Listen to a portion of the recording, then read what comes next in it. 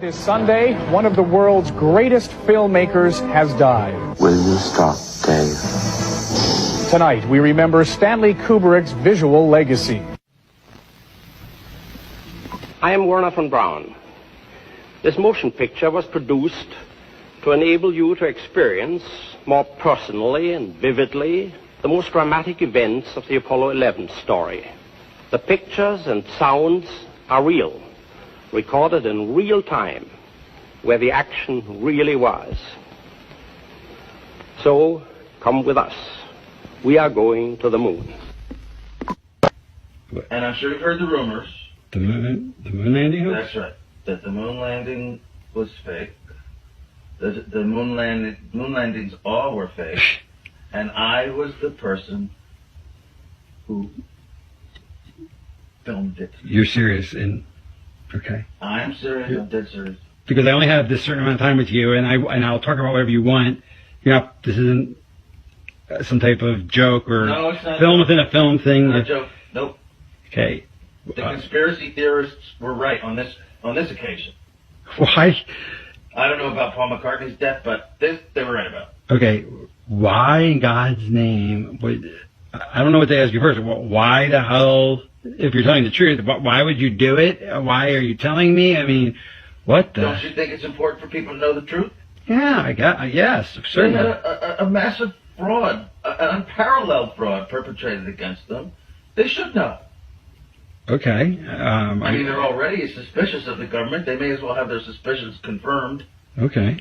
And justified. And why now? I mean, we're almost at the 30-year anniversary.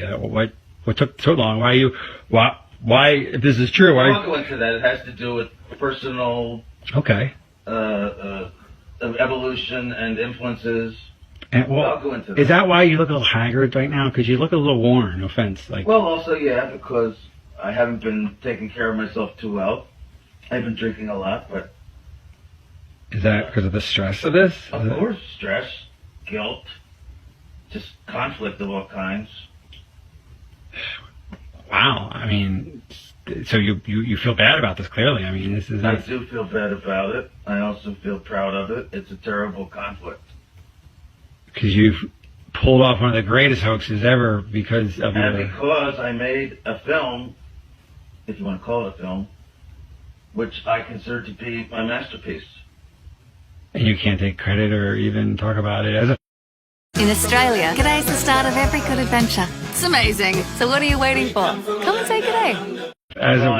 You are now. I'm hereby taking credit. Right, but you can't actually go out. You're doing it. When people see this, you'll be dead. Until 10 years. Right, or 15, yeah. After my death. So you can't talk to Roger Ebert about it, Does that frustrate you?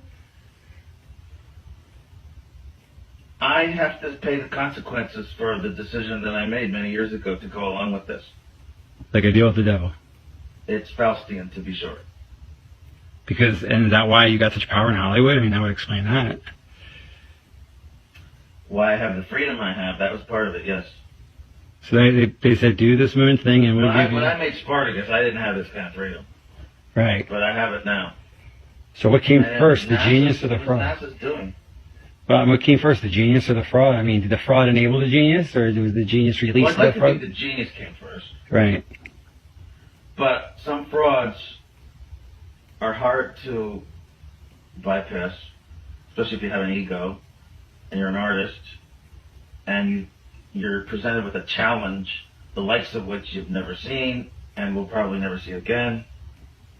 You don't even think of the morality of it. You're just completely swept away by the flattery of it and the juices inside you which make you want to do it as the artist you are innately.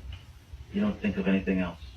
What a conflict. I mean, gosh, I can't imagine being presented with that opportunity. On one hand, I really would want to do it, but then I'd probably say, well, I'm committing a crime and lying and... It depends, but my guess would be, no, you if you're good, you would do it. I discussed this with Levinson, Barry Levinson. Right. I discussed it with... Oh, you mean Wag the Dog, right? Yeah. Yes.